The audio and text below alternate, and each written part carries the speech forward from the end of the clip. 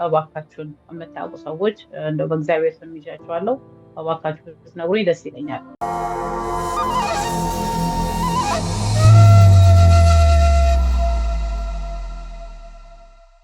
ሰላም ጤና ይስጥልን። የተከበራችሁ የዮሃ ሚዲያ ቤተሰቦች እንደምን ሰንብታችኋል? በዮሃ ሚዲያ የተለያዩ ቤተሰባዊ፣ ማህበራዊ ያልተነኩን ያልተዳሰሱ ታሪኮችን ወደ እናንተ ወደ ተከበራችሁ ተመልካቾች እንደምናደርስ ይታወቃል። ዛሬም በአንድ ታሪክ ተገናኝተናል። ከወደ አሜሪካ ከኢትዮጵያ እስከ ቤሩት፣ ከቤሩት እስከ ኩዌት፣ ከኩዌት እስከ አሜሪካ ያለው ይህ የኔ ታሪክ ነው ትለናለች የዛሬ ተረኛ ባለ ታሪካችን። ምን አሳለፈች? አሁንስ ምን ገጠማት? በቆይታችን ሁሉንም ወደ እናንተ ተከበራችሁ ተመልካቾች የምናደርስ ነው የሚሆነው። በዮሃ ሚዲያ የሚቀርብ ታሪክ ካላችሁና እኛን ማግኘት ከፈለጋችሁ ደውሉ። የመረጃ ክፍል ባለሙያዎች ሀሳባችሁን ተቀብለው ከኛ ጋር ያገናኟቸዋል። እኔ አለምሰገድ ታደሰ ነኝ። አብራችሁን ቆዩ። ጤና ይስጥልኝ። ይህ እዮሃ ሚዲያ ነው። በዮሃ ሚዲያ ከምናስተላልፋቸው ወይም ከምናቀርባቸው ባለ ታሪኮች ጎን ለጎን በማዕከላችን የምክክር አገልግሎትን እንደምንሰጥ ይታወቃል። በዚህ የምክክር አገልግሎታችን በርካታ ሰዎች እዚህ በአካል በመገኘት አሊያም ደግሞ በኦንላይን አገልግሎቱን እየወሰዱ ይገኛሉ። እርሶስ የትኛው የስነ ልቦና ጉዳይ በእጅጉ እያሳሰበዎት ነው? በተለይ በትዳር ውስጥ አብራችሁ እየኖራችሁ አሊያም ረዘም ላለ የፍቅር ግንኙነት ውስጥ ሆናችሁ ግን ልጅ ባለመውለዳችሁ ምክንያት አለመግባባት ውስጥ ካላችሁ ኑ ወደኛ ስትመጡ በአይነቱ ለየት ያለ የግሩፕ ቴራፒን አዘጋጅተናል።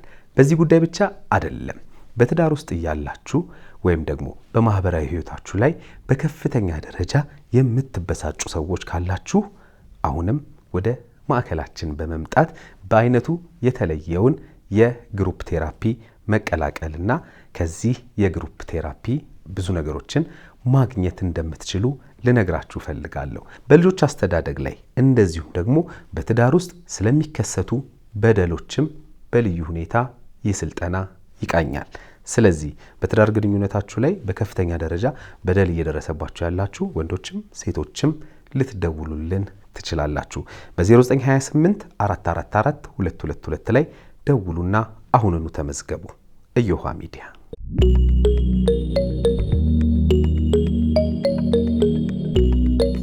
እንዴት ነሽ? እግዚአብሔር ይመስገን። እንዴት ነህ አሌክስ? እግዚአብሔር ይመስገን። ሁሉ ሰላም? ሁሉ ሰላም፣ እግዚአብሔር ይመስገን። በጣም አመሰግናለሁ ስለተገናኘን፣ ደስ ብሎኛል። ታሪክሽን ልታካፊን፣ የህይወት መንገድሽን ልታስቃኝን፣ እግረ መንገድሽንም ደግሞ መልእክትሽን ልታስተላልፊ ስለተገናኘን እኔ በቅድሚያ በተመልካቾች ስም በመላው ዓለም ባሉ ተመልካቾቻችን ስም አመሰግንሻለሁ። እኔም በጣም አመሰግናለሁ እድል ስለሰጣችሁኝ። በጣም ነው የማመሰግነው አሌክስ። ስላገኘሁህ ደግሞ ደስ ብሎኛል። እሺ፣ በትውውቅን ጀምር እንግዲህ ለመግቢያ እንዲሆነን ለእኔም ለተመልካቾችም። በእርግጥ እኔ በመግቢያ ላይ ነግሬያለሁ እንግዲህ ከአሜሪካን ሀገር እንደተገናኘን፣ ግን እስቲ ራስሽን አስታውቂልኝ። እሺ፣ ስሜ ሮማን አሽን ይባላለው። የተወለድኩት ተክለ ሃይማኖት መርካቶ በሚባል እዛ አካባቢ ነው የተወለድኩት። የተክልዬ ልጅ ነሽ? የተክልዬ ልጅ ነኝ። ያው በጣም ደስ ይላል ሮማን። እስኪ እንግዲህ አሁን ወደ ኋላ ልመልስሽ ነው። እኔ ደስ ይለኛል እንግዲህ ከኋላ ተነስተን ያለንን ነገር አስታውሰን ስንናገር አንዳንዴ እናገኘዋለን። የችግራችንንም መፍትሄ አንዳንዴ እናገኛለን ወደ ኋላ ዞር ብሎ በማየት ውስጥና እስኪ ከልጅነትሽ ልጀምር። ስላስተዳደግሽ እንግዲህ ቅልጥ ያለው ሰፈር ላይ ነው ተክለ ሃይማኖትና እንዴት ነበር ልጅነት? እንዴት ነበር አስተዳደግ? እስኪ ንገሪኝ። ልጅነት በጣም ደስ ይላል። ያው እንደ ማንኛውም ኢትዮጵያዊ ልጅነት በደንብ አጣጥሜ ያደግኩት። እየተጫወትኩ እዛ አለማያ ትምህርት ቤት ነበር የተማርኩት። ከ1 እስከ 8 እዛ ነው የተማርኩት። ልጅነቴ ጥሩ ነበረ። ትንሽ በጥባጭ ነበር። አንድ ስለነበርኩ በጥባጭ ነበርኩኝ። ብቸኛ ልጅ ነበርሽ? ብቸኛ ልጅ ነኝ። ብቸኛ ልጅ ነኝ። እንግዲህ በተለይ የአብዛኞቻችን አስተዳደግ ተመሳሳይ ነው ብዬ አስባለሁኝ እና ያንቺም እንደዛው እንደሆነ ነው እያነሳሽልኝ ያለሽው። ወደ ወጣትነት እንምጣ እስኪ። ወጣትነትስ በምን አይነት ሁኔታ አለፈ? ወጣትነት ከአንድ እስከ 8ኛ ክፍል ሲሆን ጓደኛዬን ተዋወቅኩኝ። አሁን ባለቤቴን 8ኛ ክፍል? 8ኛ ክፍል። ትውውቅ ማለት ምንድን ነው? ትውውቃችን ወደ እንጦጦ ማርያም የዓመቱ ጥር 21 ነበረ። ወደ እንጦጦ ማርያም ሲሄድ ከባለቤቴ ጋር ባስ ውስጥ ተገናኘን። ትኬት የቆረጠልኝ ጓደኛው ነው። ለጓደኛው ብሎ የተቀመጠ ወንበር ላይ እኔ ቁጭ አልኩኝ ማለት ነው። እሱን እየጠበቀው ቆርጦ መጀመሪያ ወደ ባለቤቴ ገባ፣ ከዛ ጓደኛው ገባ። ጓደኛው ቆረጠ ለኔ። ከዛ ለሱ የተቀመጠ ወንበር ላይ ለሱ ያዘጋጀ ወንበር ላይ እኔ ቁጭ አልኩኝ ማለት ነው። ከዛ እዛ ደረስን፣ ያው አብረን ዋልን፣ እዛው አክበረን ዋልን፣ ተመለስን፣ ስልክ ተለዋወጥን ማለት ነው። ከዛ ከ6 ወር በኋላ ደወለልኝ። ስልክ ተለዋወጥን ስትይ ሞባይል ነው? በቃ አይደለ፣ የቤት ስልክ ሞባይል የለም እኮ እሱን እንድትይኝ እኮ የቤት ስልክ ነው። የቤት ስለዛም የጎረቤት ስልክ ማለት ነው። ስልክ ተለዋወጥን። ከዛ ከ1 ዓመት በኋላ ቆይቶ ነው የደወለልሽ? ዓመት ወይ 6 ወር እንደዛ አካባቢ ይሆናል። ደወለልኝ። ያው መገናኘት ጀመርን ማለት ነው። በልጅነት ነው ወደ ፍቅር የገባሽው ማለት ነው? በልጅነት ነው። ወደ 9ኛ ክፍል ያው እንትን ስል ከ8ኛ ክፍል በኋላ ያው ትንሽ ጎርምስና ሲመጣ ትምህርት የቀን አቋርጬ ስራ ገባሁኝና የማታ ቀጠልኩኝ። ከዛ በኋላ ነው በቃ ወደ አረብ ሀገር የሄድኩት ማለት ነው። የፍቅር ግንኙነቱን ከጀመራችሁ በኋላ? ከጀመረን በኋላ ወደ አረብ ሀገር ሄድኩኝ፣ ወደ ቤይሩት ሄድኩኝ። የእናንተ ደስ የሚለው እንግዲህ በልጅነት ቢጀመርም እንግዲህ እስካሁን ድረስ ያለ ስለሆነ ይሄ በኩራት ሊወራ የሚችል ነገር ነው ብዬ አስባለሁ። አጀማመሩን ያው ምናልባት ይሄን ለሚያዩ ያው በተለያየ እድሜ ክልል ላይ ያሉ ሰዎች ይሄንን ያዩታል እና እንደዚህ እንደናንተ ታግሶ ለመቆየት ለቻለው ጥሩ ነው። ከዛ ውጭ እኔ ሁሌ አንድ ነገር ስለምል ሁሉ ነገር በጊዜው ሲሆን ተገቢ ነው፣ ጥሩ ነው ብዬ አስባለሁ አይደል? ነገሮችን ለመቀበል፣ ነገሮችን ለመሸከም፣ ነገሮችን በኃላፊነት ለማስተዳደር ነገሮችን በጊዜያቸው ማድረግ ተገቢ ነው ብዬ ስለማስብ ነው። እሺ ትውቁ እንግዲህ ፍቅሩ ምኑም ወጣትነቱም አለ። በዚህ መሀል ነው እንግዲህ ደግሞ የስደት ሀሳብ ወደ አእምሮ የመጣና ደግሞ ወጣው ያልሽኝ? ወደ ቤይሩት ጎረቤት በቃ ጓደኞቼ ሲሄዱ እኔስ በቃ ማዘር በጣም አልቅሳ አይሆንም ብላ በስንት መከራ ነው እንደገና ያው መታወቂያን አስጨምረ 4 ዓመት ምናምን 18 ዓመት ካልሞላ አትሄድም፣ አስጨምረ ነው እድሜ የምትሄደው እና በጎረቤት አስለምናኝ ምን ብለህ በቃ ሄዳለሁ ብዬ እኔ ተመልሼ የምመጣ መሰለኝ። እንደዛም ቆይ ባልመሰለኝም እና 3 ዓመት ቆይቼ ተመለስኩኝ። ቤይሩት ነበረ የመጀመሪያው ከሀገር የወጣሽ ወደ ቤይሩት ነው? 3 ዓመት ቆይቼ ተመለስኩኝ። እንዴት ነበር ያ 3 ዓመት? እንግዲህ ልጅነት አለ፣ በቤተሰብ እጅ ነው ያደግሽው። እንግዲህ እንደው በአንጻራዊነት የጎደለብሽ ነገር የለም ማለት ይቻላል። አትሊስት አይደለም? አዎ፣ ለዛውም ብቸኛ ልጅ ነሽ። አዎ። ታዲያ ከባድ ነበረ፣ ግን አጋጣሚ ያጋጠሙኝ ሰዎች ጥሩዎች ነበሩ። እንደውም ያ የምታውቂ ሰው ካለሽ፣ ቤተሰብ ካለሽ፣ የሆነ ነገር ካለሽ አብረሽ እንድትሆኝ ብለው ሰውም እንዳመጣ አደረጉኝና ያችን 3 ዓመት አሳለፍኩኝ ማለት ነው። አጋጣሚ ጥሩዎች ነበሩ። አጋጣሚ ጥሩዎች ስለደረሱሽ? አጋጣሚ ጥሩዎች ነበሩ። ከ3 ዓመት በኋላ ወደ ሀገር ተመለሽ? ወደ ሀገር ተመለሽ። የፍቅር ግንኙነታችሁ በዛ መሀል እንዴት ሆነ? እዛ ቤይሩት እያለው ይጽፍልኝ ነበረ። እኔ ደወልኩኝ፣ ከዛ አድራሻዬን ሰጠሁትና ለዛ እንጻጻፍ ነበር። ያው በስልክም አንዳንዴ አልፎ አልፎ፣ በብዛት ግን ያው ደብዳቤ ነበር የምትጻጻፈው። ስልክም ለመደወል ከባድ ነበረ በፊት ማለት ነው። ከባድ ነበር። በወር አንዴ ወይ በ2 ወር አንዴ ምናምን የምትደዋወለው እንጂ እንዳሁኑ አልነበረም። ደብዳቤ በጣም ደስ ይላል። ደብዳቤ በጣም እስቲል አስቀምጠነዋል አለ። የምርሽን ነው? በጣም ደስ ይላል። ይሄ በጣም ደስ ይላል። በጣም እሺ። ከዛ ስትመጪ ተገናኛችሁ? ስመጣ ተቀበለኝ፣ ተገናኘን። ተገናኘን። አመትም አልቆየውም። ድጋሜ ደግሞ ወደ ኩዌት ሄድኩኝ።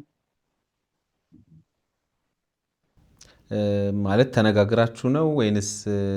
ተነጋግረን እስቲ እሱን ሂደት አስረጂ። ማለት አሁን ደግሞ ትንሽ 1-2 አመት ደግሞ ልስራና እዛም ሰማቆ ሰው ነበረ እንደዚህ ኩዌት ጥሩ ነው ምናምን ሲሉኝ ለምን አልሄድም ብዬ አየሁ። ትንሽ ሳንቲም አየው ደግሞ በቃ እዚች ጨምር ደግሞ የሆነ ነገር አደርጋለሁ የሚል በዛ እድሜ ተመልሼ ደግሞ ኩዌት ሄድኩኝ። እንግዲህ ወደ ኩዌት ለመሄድ ሀሳብ መጣልኝ። እንግዲህ እዛ ስራ ይሰራል ተባልኩኝ አልሽኝ። በዚህ ጊዜ እንግዲህ ከባለቤትሽ ጋር ተነጋገራችሁ ማለት እንዴት ነው?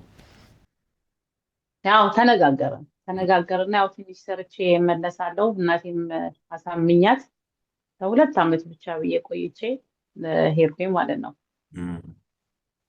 ቶሎ አጋጣሚ የውጭ ቪዛ አገኘው ተስተካከለልኝና ቆየውኝ እዛ መስራት ጀመርኩኝ።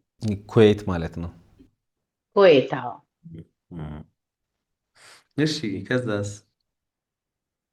ኩዌት እየሰራው ያለ 2 አመት እንደቆየው ባለቤቴን ወሰድኩት ማለት ነው። መምጣት ፈለገ። ያው ውጪ ነው የምሰራው አላልኩም። ቪዛም ማግኘት ስለምችል መጣ። እሱ እዛ መጣ። እንደቆየ ወደ 10 ወር ምናምን እንደቆየ እናቴ ታመመች እና ያው እንትን አልኩኝ ማለት ነው። ተደውሎ ተጠራው ሄድኩኝ ወደ ኢትዮጵያ መጣሽ? ወደ ኢትዮጵያ መጣሁ። እናትሽ ታመሙ? እናቴ ታመመች እና ቶሎ ድረሽ ስባል በቃ ወዲያው ትኬት ቆርጬ እንደተባልኩኝ ቶሎ። በፊት ግን ያው ደውላለሁ፣ ቤት ስልክ አለ፣ እየደወልኩ ደህና እንደሆነች ምናምን ነው በየጊዜው ነው የምደውለው። በቃ እሷም ወደ ሞለክስ የሆነች ወደ እግዚአብሔር ተጸጋች። ያው ደህና ነበረች። ያው ታማለች እስከምባል በጣም ደክማለች እስከምባል ድረስ ደህና ነበረች። እዛ ሲሄድ 1 ሰዓት ሌሊት 9 ሰዓት ደረስኩኝ። 10 ሰዓት ላይ ከሌሊቱ አረፈች ማለት ነው። አንቺ ልክ ከደረሽ ከጥቂት ሰዓት እንደደረስኩኝ ከ1 ሰዓት በኋላ አረፈች። ያው ተያየን፣ አየችኝ። እኔ ግን በቃ በነጋልኝ እና ቶሎ ሕክምና በወሰድኳት እያልኩኝ ነበረ። ሌሊት ቀደመችኝ ማለት ነው። እንደዛ ነው።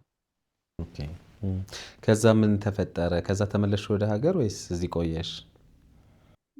ያው 40ዋን አውጥቼ ተመለስኩኝ። ያው በፊት እንትን ያልነገርኩ ልጅ እያለሁ እየተጫወትኩ እያለ እናትሽ አይደለችም እባል ነበረ።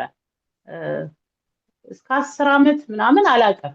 እያደግኩኝ ሲሄድ እናትሽ አይደሉም እያሉ ልጆች ሲነግሩኝ አልጠይቃትም። እሷን ይከፋታል ብዬ ስለማስብ አልጠይቃትም ነበረ። ካረፈች በኋላ ነው ወደ መጠየቁ ወደ እኔ ማን ነኝ፣ ከማን ተወለድኩ፣ ምንድን ነኝ ምናምን ብዬ መጠየቅ ጀመርኩ። ጎረቤትም ምናምንም ጠየቅኩኝ፣ ያሉ ቤተሰቦች ጠየቅኩኝ። ያው በመጠየቅ ሰዓት ሁሉም እንደማያውቁ ነው የነገሩኝ ማለት ነው። እንግዲህ በዚህ መሀል 40ውን የእናትሽን 40 ካወጣሽ በኋላ ወደ ኩዌት ተመለሽ? ያው ኩዌት ሄድኩኝ። ከ2 አመት በኋላ እሱ መጣ። ያው ድጋሜ ተመለስኩኝ ማለት ነው። በእናትሽ ሐዘን ምክንያት ተመለሽ? በእናቴ ምክንያት እዛው ጠበቀኝ። 40ውን አውጥቼ እስከምመለስ እዛው ጠበቀኝ ማለት ነው። ከዛ እስከተመለስሽ በኋላ እንዴት ነው ህይወት? እንግዲህ አሁን የፍቅርን ድሮ በርቀት ነበር፣ በደብዳቤ ነበረ፣ ከዛ አልፎም በስልክ ነበረ። አሁን በጋራ ያው ሰው ሀገር ላይም ቢሆን ደግሞ በጋራ የመገናኘት እድሉ መጣ። ወይ ጥሩ ነበር። ግን ያው እሱ ሀገሩን አልወደደውም። ትንሽ ዱባይ ምናምን ይሻላል እንጂ ኩዌት ለወንድ ትንሽ ጥሩ አይደለም በዛን ሰዓት። አሁን ጥሩ ነው። ከተመለሰ በኋላ በጣም ጥሩ እየሆነ መጥተዋል። ግን መጀመሪያ ላይ ብዙም አልወደደውም ነበረ። 10 ወር ከቆየ በኋላ ተመለሰ። ወደ ሀገር ተመለሰ። ወደ ሀገር ተመለሰ። ያው እኔ መስራት ጀመርኩኝ፣ ኤጀንሲ ከፈትኩኝ፣ ልጆች መውሰድ ጀመርኩኝ። እንደዛ እየሰራው እያለ በመሀል መጣውኝና ከሱ ጋር ተጋባን ማለት ነው። የት ኢትዮጵያ መተሽ? ኢትዮጵያ መጥቻው። እሺ ከዛ በኋላ እንግዲህ የሰርጉ ስነ ስርዓት እንግዲህ ወደ ኢትዮጵያ ተመልሰሽ ነው ደግሞ ከኩዌት? ከኩዌት ተመልሼ ኢትዮጵያ ነበረ። እሺ እንዴት ነበር? በጣም ቆንጆ ነበረ። የተወሰነ ጊዜ ቆይቼ ደግሞ ያው ተመለስኩኝ ማለት ነው። ያው ስራውም አቁሜ ስለሆነ የሄድኩት ሰው አስጠብቄ ተመለስኩኝ። እንግዲህ በዚህ መሀል የመጀመሪያ ልጃችንን ወለድን ያልሽኝ? ተመልሼ መጣሁ። ወደ ኩዌት ሄጄ 1 ዓመት ቆይቼ ደግሞ መጣሁኝና ነው የመጀመሪያ ልጄ የወለድኩት። ኢትዮጵያ ማለት ነው? ኢትዮጵያ አይደለም፣ ኩዌት ነው የወለድኩት። ኩዌት ስወልደው የወለድኩበት የዕለት ዕለት ባለቤት የገባ ማለት ነው። ባል ከሌለ ከሐኪም ቤት መውጣት ሁሉ አትችልም። እዛ አይቻልም። ቪዛ እኔ ነኝ ያወጣሁት፣ በራሴ ስም ስለሆነ ያወጣሁለት መግባት አለበት። ቪዛውን አውጥቼለት በቃ እሱ ደግሞ ሰርፕራይዝ አደረገኝ ማለት ነው። ነገ ዛሬ እመጣለሁ ብሎ የወለድኩ የዕለት ዕለት ገባ። ተመልሶ እዚህ ሁለተኛውን ሲሄድ ነው ወይንስ የመጀመሪያውን 10 ወሩን ቆይቶ ከተመለሰ በኋላ ማለት ነው? ከተመለሰ በኋላ ያው አገሩንም ስለሚያውቀው ቀጥ ብሎ መጣ ማለት ነው ራሱ። እኔ ቪዛ አውጥቼለት ነበረ፣ መጣ። የመጀመሪያ ልጅ ሲወልድ የዛን ጊዜ ኩዌት ነው የመጀመሪያ ልጃቸው የተወለደው? ኩዌት ነው የመጀመሪያ ልጅ የተወለደው። በጣም ደስ ይላል። እንግዲህ ረጅም ዓመት ነው አብራችሁ የቆያችሁት እስካሁን ድረስ፣ እግዚአብሔር ይመስገን። ገና ከዚህም በኋላ አብራችሁ ታረጃላችሁ። እግዚአብሔር ለዛ ያብቃችሁ። እስኪ አሁን ወደ ያን መንገድ ደግሞ ንገሪኝ እስኪ። ወደ አሜሪካ የገባችሁበት አጋጣሚ እንዴት ነው? በምንድን ነው? ወደ አሜሪካን የገባ ነው ባለቤቴ ዲቪ ሞልቶ ነበረ። እሱን የመጀመሪያ ልጃችን እና 3ታችን አድርጎ በፊት ይልክ ነበረ። ያው አልተሳካም። 3ታችን አድርጎ ሲሞላ ዲቪ ደረሰው ማለት ነው።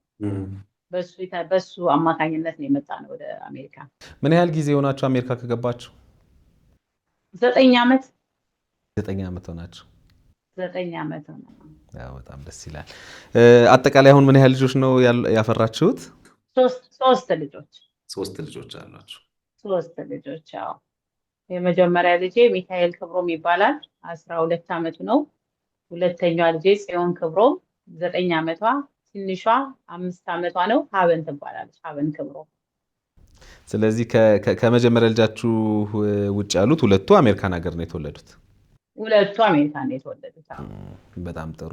ይሄ ያንቺ የህይወት መንገድሽ ራሱ እንዳለ ሆኖ ደግሞ ፍለጋው ደግሞ ሌላ የህይወት መንገድ ነው የሚያሳየን እና በልጅነቴ በድንገት እናቴ እያለች በህይወት ወደ 10 ዓመቴ አካባቢ ላይ ሰማሁኝ እናትሽ አይደለችም የሚባል ነገር ብለሽኝ ነበር። እስኪ ንገሪ፣ ምንድን ነው? መቼ ነው? ምንድን ነው የተፈጠረው? ልጆች እየተጫወትን እያለ እናትሽ አይደሉም አሉኝ ማለት ነው። ያው ታዝናለህ፣ ትደነግጣለህ። በዛ እድሜም በሆን ደንግጫለሁ፣ ግን በቃ ምንም የጎደለብኝ ነገር ስለሌለው አውቀው ነው። በቃ በምንም እንትንም አላልኩም፣ ምንም አልመሰለኝም። አደኩኝ ማለት ነው። ምንም አልጠየኳትም፣ እስከ መጨረሻ ድረስ አልጠየኳትም።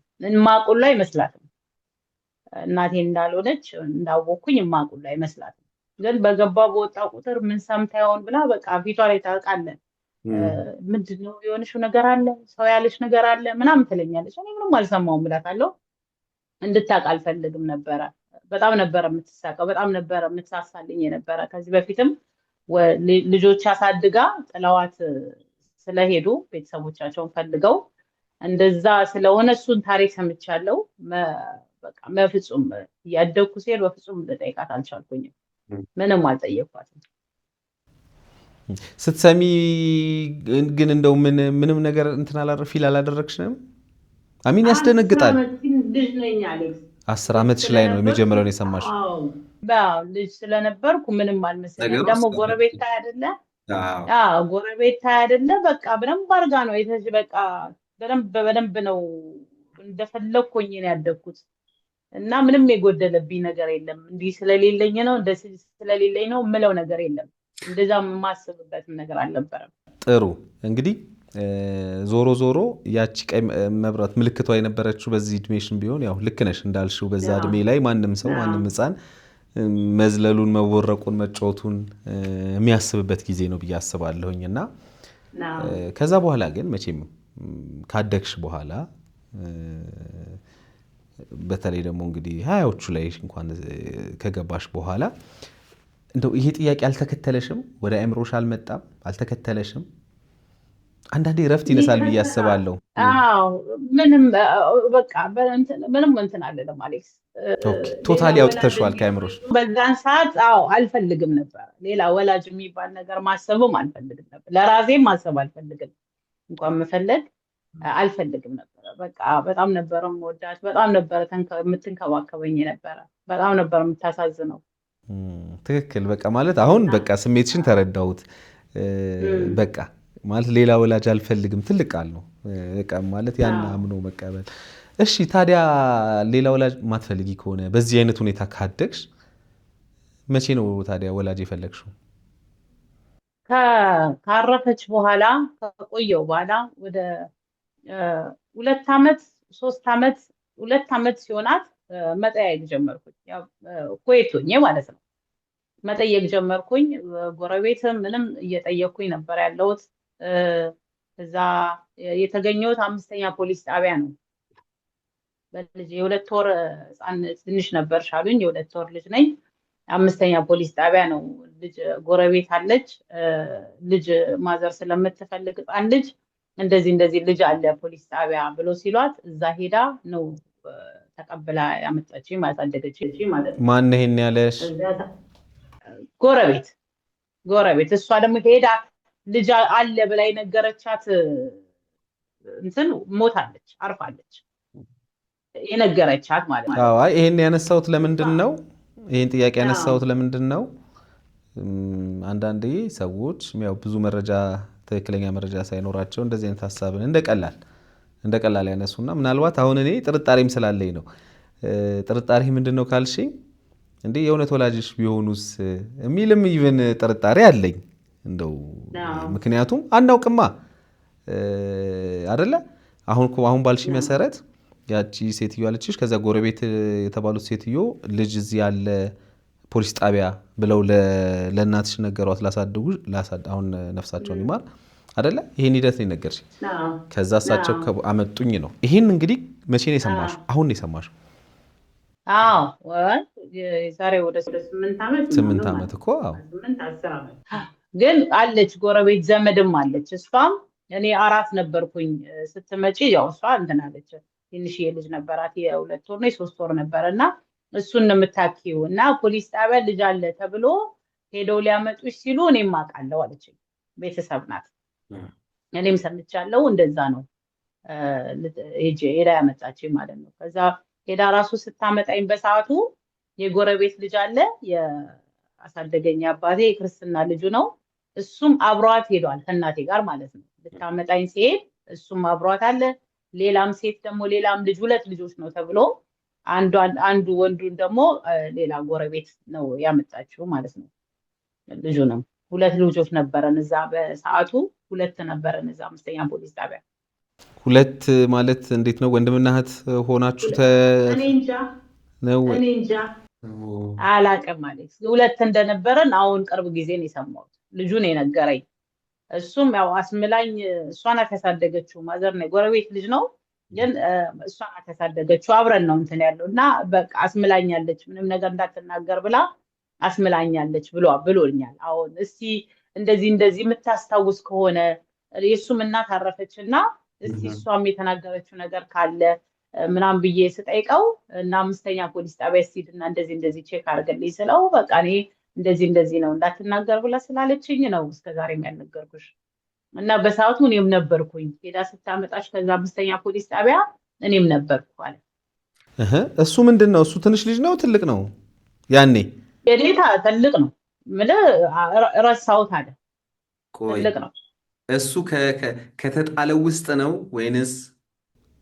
አሁን ለምሳሌ አንቺ ጎረቤት ነው እንጂ አንቺና ሌላ ወንድ ልጅ ያንድን ልጅ አላገኘሽም? የትኛው? ይሄ ካንቺ ጋር ጎረቤት ያሳደጉት 2 ተብሎ ወዲያው አረፈ ተባለ። ወዲያው አረፈ። ወዲያው አረፈ ተባለ። የወሰደችው እንደዛ ተባለ። እሷንም ቤተሰብ ሁሉ አፈላልጌያለሁ። እንዴት ያለው ነገር የሰማችው ነገር ካለ ምናምን ብዬ በሰው እየጠያየኩኝ ነበረ። ያው እሱ እንደሞተና ሌላ ምንም እንደማያውቁ ነገር ነው የነገሩኝ። እሺ እንግዲህ አሁን ፍለጋውን ኦልሬዲ ጀምረሻል። እንግዲህ አንቺ ባለሽ መረጃ መሰረት ፖሊስ ጣቢያ 5ኛ ፖሊስ ጣቢያ እዛ ተጥለሽ እዛ ተገኝተሽ ከዛ እንግዲህ አሳዳጊሽ እንዳሳደጉሽ ነው ያለሽ መረጃ። አካባቢውን፣ ቤታችሁን፣ ወረዳችሁን፣ ቀበሌያችሁን፣ የእናትሽን ስም ምናልባት ብትነግሪን እስቲ። እዛ አካባቢ ተክለ ሃይማኖት አካባቢ ያሉ ሰዎች ምናልባት ወይ በዛ ጊዜ የነበሩ ሰዎች ይሄን ነገር አስታውሰው እንደው የሆነ መረጃ ከሰጡን ይጠቅመናል ብዬ አስባለሁኝ። እና ጊዜውን በተለይ ስንት ዓመተ ምህረት አካባቢ ላይ ነው እሳቸው እንዳሳደጉሽ የምታውቂው የምታስቢው?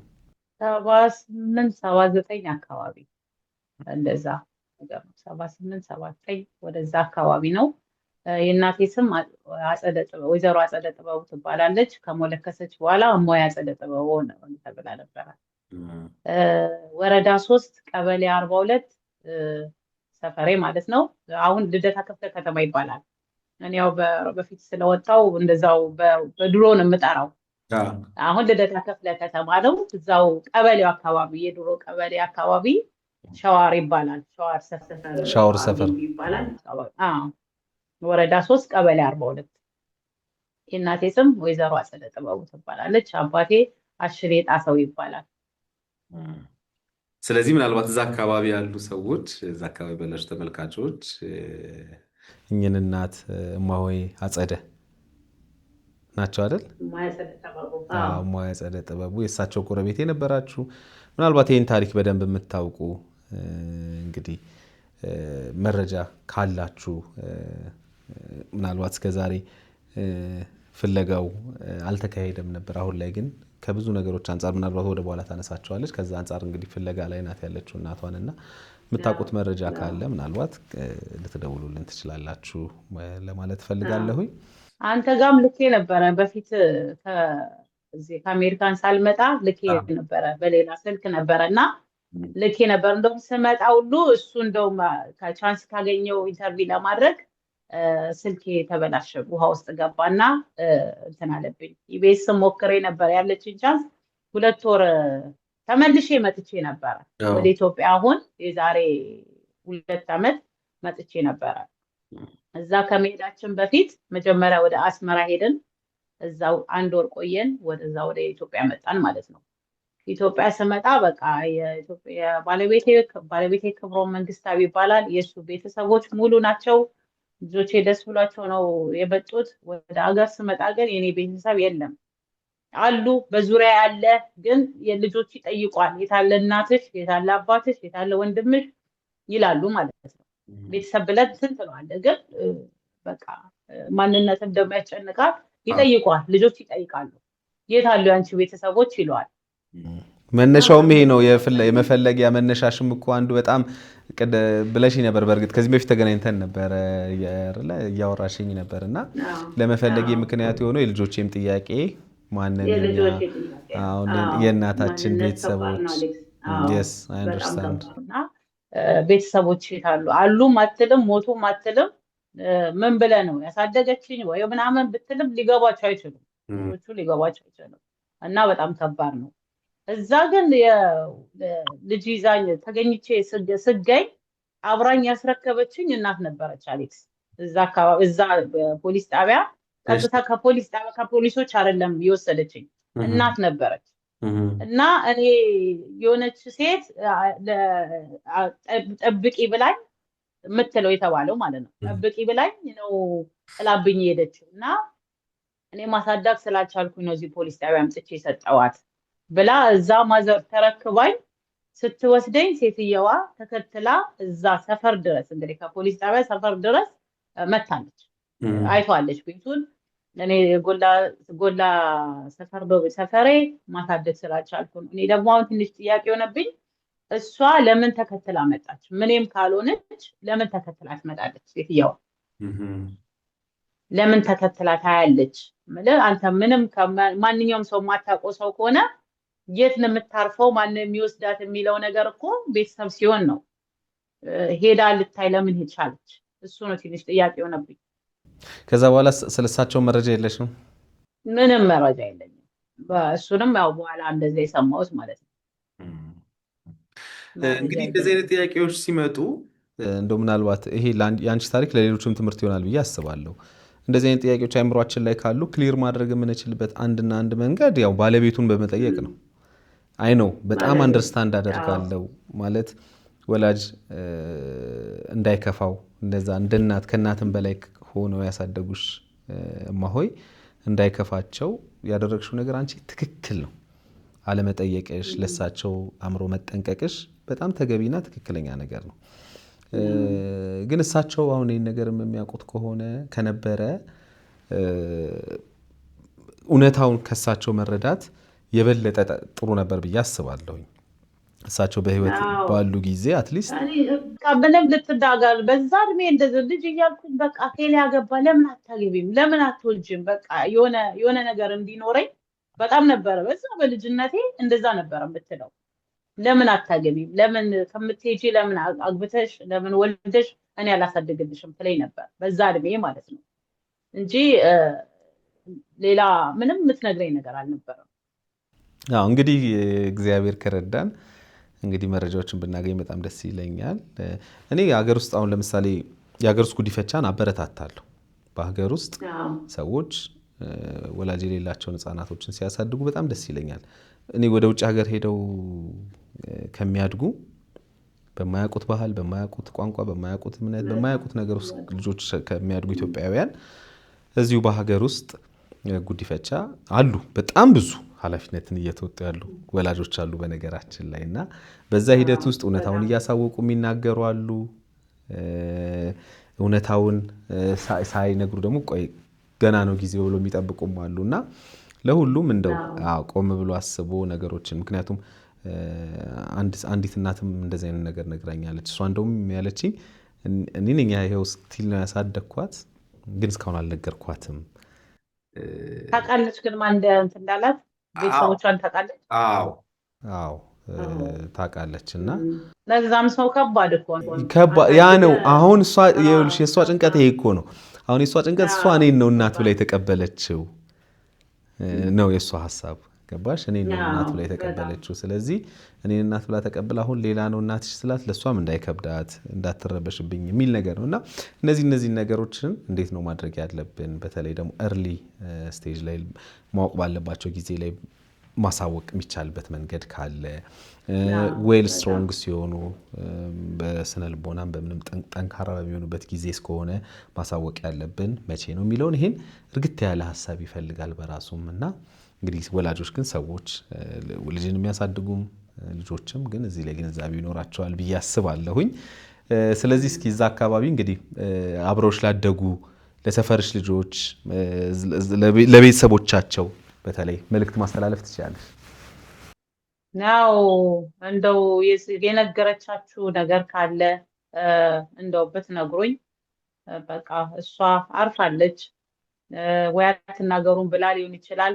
ግን በቃ እኔ ደግሞ የማንነት ጥያቄ እያስጨነቀኝ ስለሆነ እባካችሁን የምታውቁ ሰዎች እንደው በእግዚአብሔር ስም ይዣችኋለሁ እባካችሁ ብትነግሩኝ ደስ ይለኛል። የማንነት ጥያቄ ነው እንጂ ሌላ ነገር አይደለም። ያስጨንቃል የማንነት ጥያቄ። እኔ ማን ነኝ? እሺ እናትስ አለኝ እሷ አሳደገችኝ፣ ወንድም አባት ቤተሰብ የለኝም ወይ የሚል በጣም ነው የሚያስጨንቀው። እና እንደው የምታውቁ ሰዎች ብትነግሩኝ በእግዚአብሔር ስም ጠይቃለሁ። በጣም አመሰግናለሁ። እንግዲህ እግዚአብሔር ይባርካችሁ፣ ትዳራችሁን ይጠብቅ። እንግዲህ በጣም ነው አመሰግናለሁ እድሉን ስለሰጠኝ በጣም አመሰግናለሁ።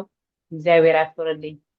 እሺ እንግዲህ ፍለጋሽም ደግሞ እንደው ቀና መስመር አይተን ብናገኛቸው ምናልባት መረጃዎችን ብናገኝ ቁርጥ ያለ ነገርም ጥሩ ነው አንዳንዴ እና ምንም ሆኖ ምንም ብንሰማ በጣም ደስ ይለናል። እንግዲህ ተክለ ሃይማኖት አካባቢ ወረዳ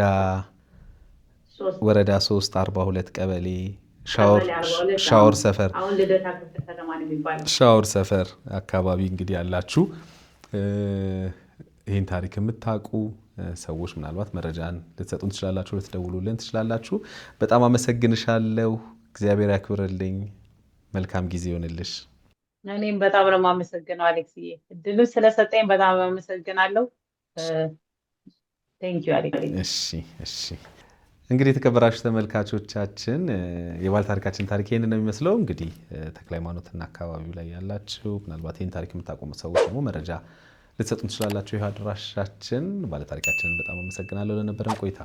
በዮሃ ሚዲያ የሚቀርብ ታሪክ ካላችሁ እኛን ማግኘት ከፈለጋችሁ ደግሞ ደውሉ። የመረጃ ክፍል ባለሙያዎች ሀሳባችሁን ተቀብለው ከኛ ጋር ያገናኟችኋል። እኔ አለምሰገድ ታደሰ ነኝ። መልካም ጊዜ